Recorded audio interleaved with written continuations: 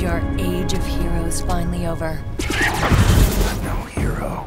Never was. Metal Gear Solid 4 has been a project that has kind of grown, and it's beyond the scope that we'd ever imagined, where we initially had about 80 guys working on the project, which for most games that's plenty.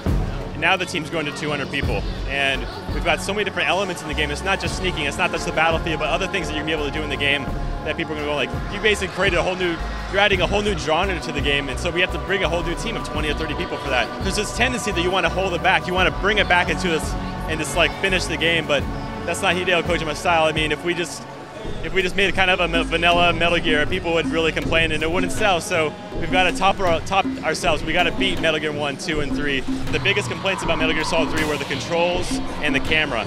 And we've addressed both those with Metal Gear Solid 4. And that has been my big thing for the past 2.5 years is changing the way that we approach games, is bringing in some Western influence. I mean, there's no more sacred cows in the studio. We know that this is on the next gen. We're going for an international audience. This can't be made just for a Japanese audience that's used to top-down, bird's-eye view camera angles and things like that. So we're introducing 2 different control schemes too. So one that's more set for Japanese like mindset, and then more for Western gamers. So I think we're hitting all the bases right now. Well, it all comes down to what we call an engagement style button. It's on the square button. You can toggle it on and off. It's an auto aim.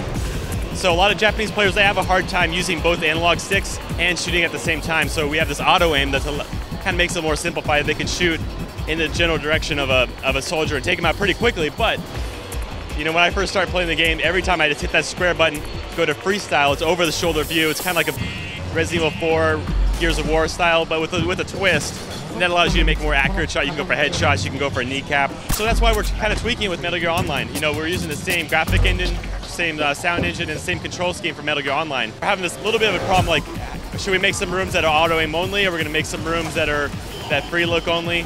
Just so, you know, it's gonna be a little bit cheap, you know, if some guys are doing auto aim, some guys are doing the free look, but we're still working on the balance, and I think we'll figure it out by launch. The gameplay set with you controlling Solid Snake at the beginning of the game, at the end of the game.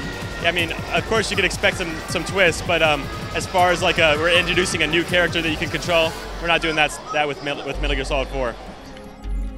Yeah, that monkey in basically not a diaper, but in a monkey in pants. Yeah, I mean that's an element that, yeah, it's surprising, kind of weird, but you kind of expect that from Metal Gear. So he's a companion for Drebin, who's a new character that we're introducing in the series. He's really funny, like a really intelligent arms dealer. He's like this.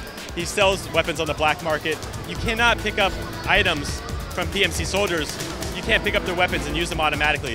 They're linked to their nanomachines, and only PMCs can hold their certain weapons. But if you take those weapons that you picked up and give them to Drebin for a certain fee, he'll unlock those guns for you. So he becomes a vital part of the gameplay, actually. So story-wise, he's very important. Gameplay-wise, he's very important. And he also got this monkey companion that we use to kind of liven up his scene. But as we went through the game, he's become such its own character that, you know, the monkey just kind of adds something to the kind of mystique of this character, but he really has a standalone part in this game, and we're really excited about people being able to check him out. We understand that not everybody's played through every single game in the series, so for example, in the cutscenes, there's going to be like a circle button icon in the top right-hand corner that's going to appear from time to time, and if you hold that, it'll bring you to a flashback of whatever they're referencing in the game. If they're referencing Metal Gear Rex, for example, if you hold that button, it's going to bring up Metal Gear Rex. It might bring some flashbacks to Metal Gear Solid 2. And it's fun, even for hardcore gamers, you're like, oh, I remember that scene, and it's going to be really cool to kind of bring it all together and bring it full circle. Now, those scenes are actually just captures from the old game. So the Metal Gear Solid 1 flashbacks are in that MGS4 32-bit, like really kind of dirty polygons, but we have a filter going over, it makes it look pretty cool, and some really cool sound effects as well.